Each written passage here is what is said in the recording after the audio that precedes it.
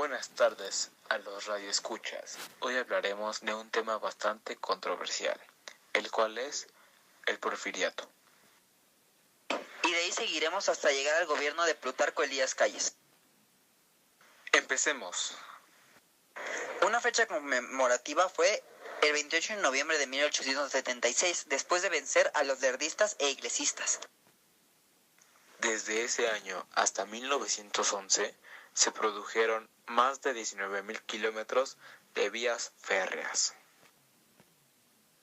En años anteriores, en 1893, hubo un auge de las compañías enajenadoras de terrenos comunes baldíos. También se modificó la Constitución de 1857 para permitir las reelecciones y se aprobó la ley que se explotaba la minería en parte de Estados Unidos y Gran Bretaña.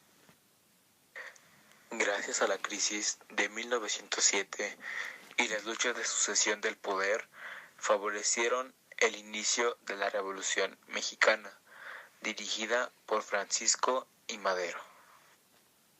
También se continuó el esfuerzo por cuidar más a la educación de parte de Manuel González, el presidente actual en esos años. En el año 1910, a los 80 años, don Porfirio Díaz presentó de nueva cuenta su reelección, pero esta fue rechazada por el público obrero. Ante esto, Francisco I. Madero convocó a la rebelión, la cual surgiría el 20 de noviembre de 1910.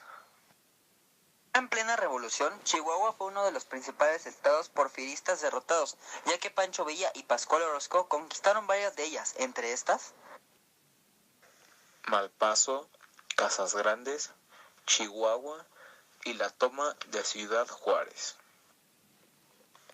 Por el sur, Emiliano Zapata con sus tropas campesinas amagaban capital y derrotaron en Cuautla. El Regimiento de Oro fueron de las batallas que facilitaron la victoria para los revolucionarios en contra de la dictadura de Díaz. Un año más tarde, nuestro querido Díaz prefirió renunciar a la presidencia y abandonó el país en mayo de 1911. Aún así, de las cosas buenas que hizo Porfirio Díaz, muchas nos ayudaron, como Escuela Naval fundada en 1897, varios puertos como el de Veracruz, Tampico y Salina Cruz. Redujeron gastos públicos y administraron bien los recursos, mayor control de ingresos, crearon impuestos que no obstaculizaban el comercio y se mejoró la economía del 65% de familias mexicanas. Durante los años de 1913, Victoriano Huerta traicionó a Madero e inició la Decena Trágica, lucha que duró 10 días, en la que Madero fue obligado a dejar su cargo y es asesinado junto a Pino Suárez, su vicepresidente. Además, aparecieron nuevos caudillos como Álvaro Obregón y Plutarco Elías Calles, bajo el mando del antiguo gobernador de Coahuila, Venustiano Carranza.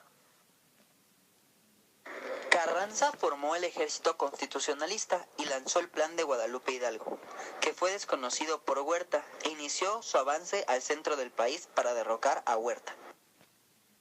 Como dato curioso, México enfrentó a dos potencias internacionales, Gran Bretaña en los tratados de petróleo y Estados Unidos por el relevo de presidente tan solo 2 semanas después de la muerte de Madero. En 1914, el general Huerta creó los grados militares, por ejemplo, Cuerpo de Ejército y General del Ejército. Villa toma Zacatecas junto con Felipe Ángeles. Un año después se funda la Casa del Obrero Mundial.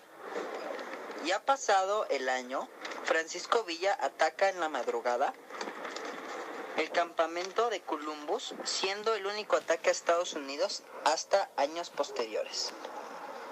En 1917 es promulgada la Constitución que redacta Carranza años antes, y este último se hace presidente. 2 años después, ya para 1819, es asesinado Emiliano Zapata por tropas tropas federales al mando de Jesús Guajardo en la hacienda de Chinameca, Morelos, durante el 10 de abril.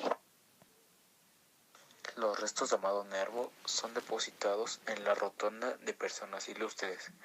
Ya en 1920, Venustiano Carranza abandona la capital en tren clandestino a Veracruz. El 9 de mayo, Álvaro Obregón entra a la capital y convoca a los medios para declarar al nuevo presidente legítimo. En diciembre, Álvaro Obregón se convierte en presidente y un año después crea la Secretaría de Educación Pública y nombra a José Vasconcelos de titular. Plutarco Elías Calles acepta ser postulado candidato de la presidencia de México. El 20 de julio es asesinado Francisco Villa en Chihuahua. Finalmente, en 1924, con Álvaro Obregón fuera de la presidencia gracias a Huerta, Calles es electo presidente el 1 de diciembre. Muchas gracias por sintonizarnos el día de hoy en este bello día. Esperemos que haya sido de su agrado estos pequeños acontecimientos que sin duda marcaron un antes y un después en la historia de nuestro país. Muchas gracias.